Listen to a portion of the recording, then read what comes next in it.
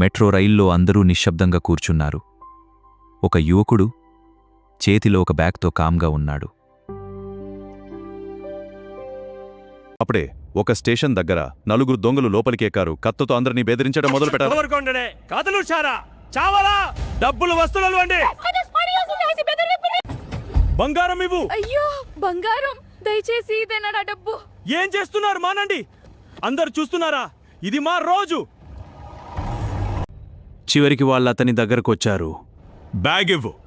అతను లేచి, ఇది నేను ఇవ్వను.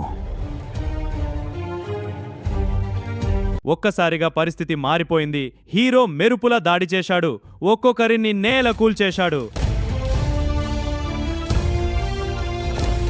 అతను డబ్బు బంగారమన్నీ తిరిగిచ్చాడు. పోలీసులకు అప్పగించాడు. చూశారు. ఇదంతా మీ డబ్బు, తీసుకోండి.